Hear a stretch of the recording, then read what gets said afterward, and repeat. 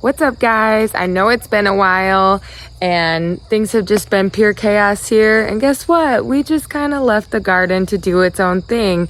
So remember how we had one row of just perennial tomatoes is what I kept calling them because it was tomatoes that came up on their own.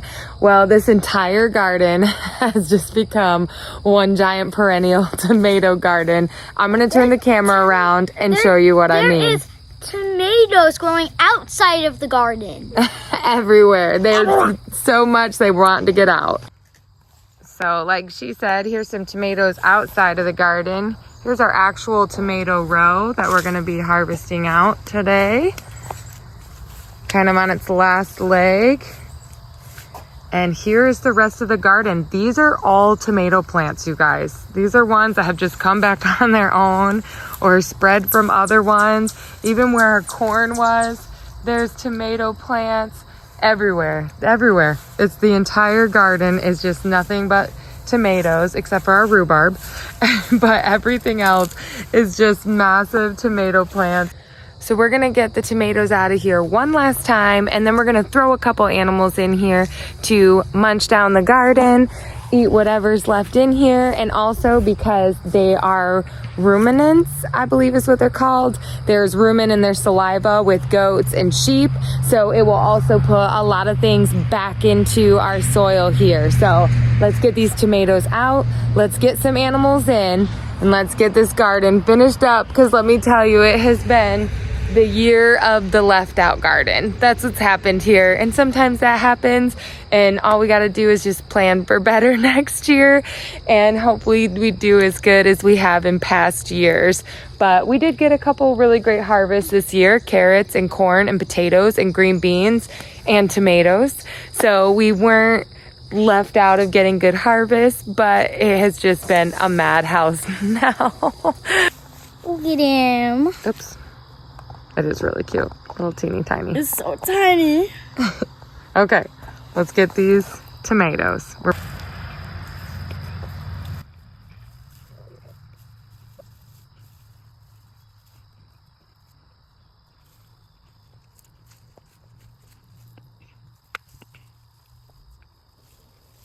Go around and go like this.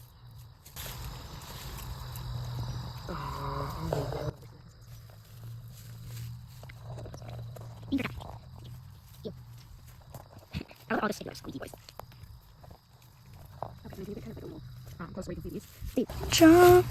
Okay, here we go. So the cool thing about tomatoes is they have this little elbow here that you just push down on when you're harvesting them. This little elbow right here, we just push down on it, and it snaps right off. So tomatoes are super easy to harvest without any scissors or anything like that. Okay, and then go ahead and... Look at what's on my green one. That's cute. We're finding all sorts of babies in this garden. And we do actually have some basil left. Cha-ching. You can smell it. It smells so good. So what I'm doing is I'm just pulling off these tops that want to tell it to seed out.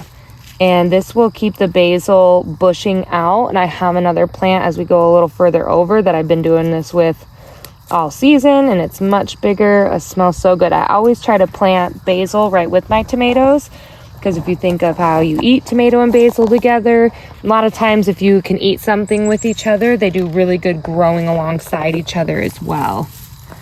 So yeah, we'll let that continue to go. The poofy ball.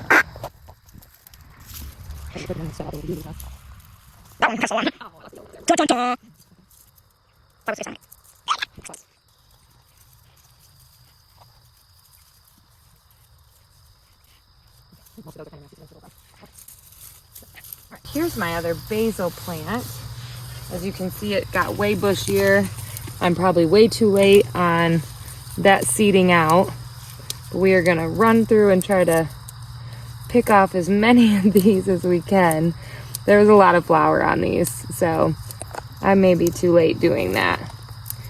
So this might be about as big as this gets, and that's okay. I just dry my basil out at the end of the season and crush it up and keep it in a jar, and then that way I can cook with it. What's that? I was wondering if I can get Yeah, absolutely. take a little and then smell it. Oh, yeah. I'm just gonna It get smells this. so good. That smells really good. I never really knew the smell of bagels.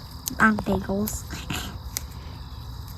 Yep, so I just, like I said, I just pick these off, and then when this is all done, I cut this down and I hang it to dry, and again, just crush it up. That way I have crushed basil to cook with.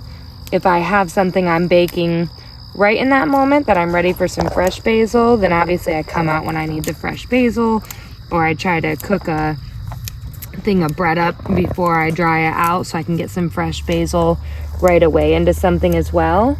But as you can see, this one's nice and bushy, bigger than the other one. This one came up first, and I just started doing this, and that tells it to stop going upwards, to not seed out, and to start just bushing out. So that's why this one has gotten so big. It's just by taking those little things like right here where it starts to look like these little stars almost, and you just take those and you just pick them off, and then your fingers smell really good too, like basil. So fresh and good. Like this? Yep, and then you Not just gonna pinch and take a pull bite. off. No. Okay, and that looks pretty good. So we'll move on and get back to The tomatoes. getting the rest of these tomatoes out. I thought that batch looks so good. Yeah, hopefully so we love these yellow tomatoes. They're actually less acidic than the regular tomatoes, but the only thing I will say is that they're really susceptible to splitting. And these are, a lot my fault because we haven't been out here very much this year.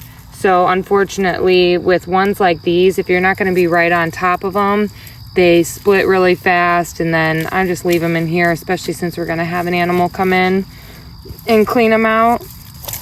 And then they will seed, and that's a big reason for my perennial garden here. But yeah, it's a little bit of a bummer if you don't get them right away.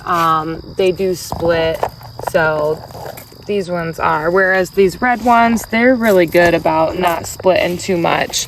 Seems like any of the yellow ones kind of have that susceptibility to splitting. So here again, every single one except for even this one has a very little split started. Not too much though, so we'll go ahead and take it in. But I love them. They're cute little shapes with these. They're They look like pears. Yep, they're yellow pear tomatoes, which is really cool. But yeah, any of the yellow ones that we've done so far, they're really great because they're low acidic, but we don't pick them early enough lately.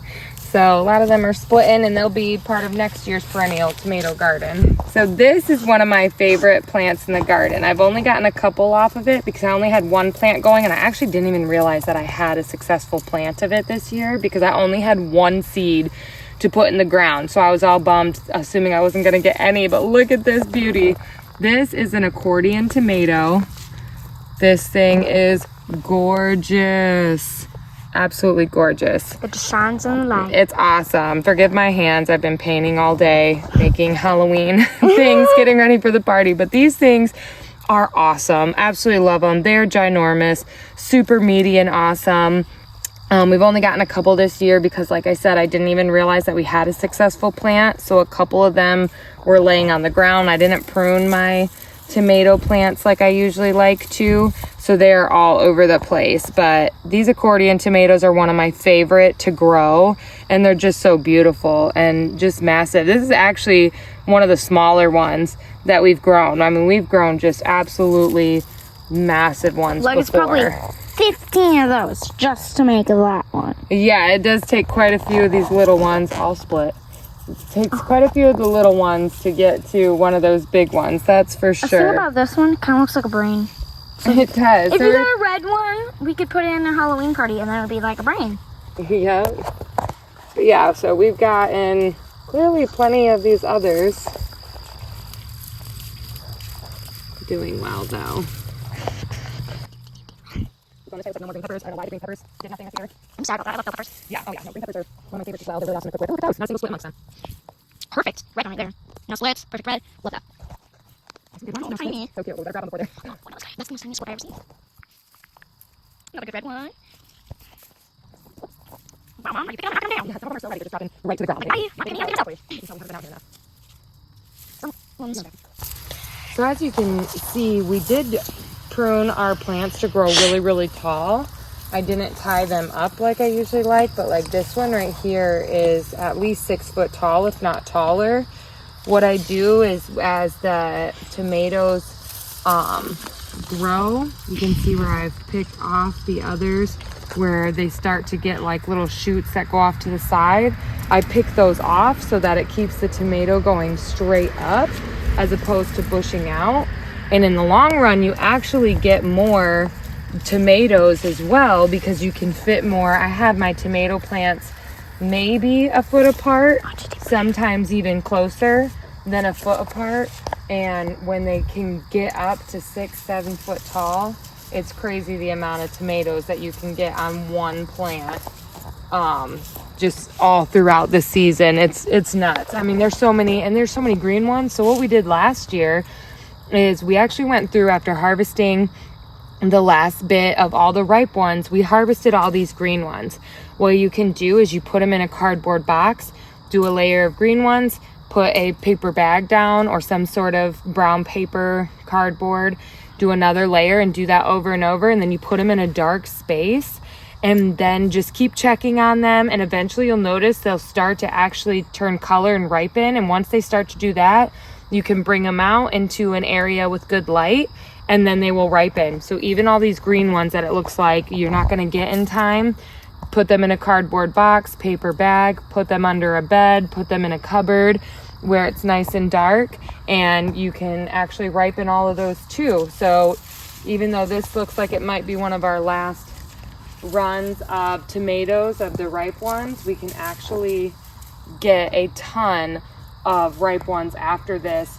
I mean, we had tomatoes ripening all through January and February last year because of doing that, because we just had them in a cupboard ripening, and we were able to have them all winter long, fresh tomatoes all winter long because of ripening them that way. It was almost like having a tomato plant in the house for the winter because of the way you could just pull them out and all of a sudden have some others ripening up. It was super cool. Dig in.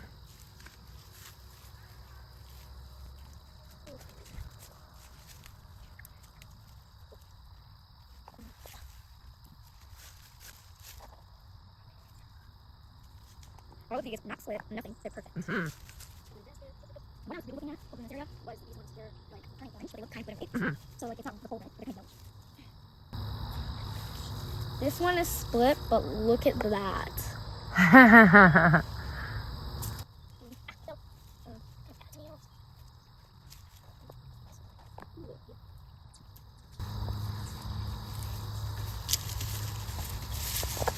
Some right there. Yep, there's an animal in there. I'm scared. I think it's one of the cats. Kitty, kitty, kitty, kitty, kitty. Yep, it's a cat. Which cat? Duchess. Okay, we got some more good red ones. Are any of those yellow ones good and unsplit? Well, like all of them. These ones. These ones, cut it off. They're all split. If there's any that's like a micro split, you can grab those because we'll just be sure to eat those first. Eat those first. This one has a micro split. Good stuff. That one had a micro split too. So hard to eat it right away, huh? All the other ones have splits on them? There's some hidden yellow ones. Yellow ones. This is the only one. I'm gonna eat it, so. They're good, so why not?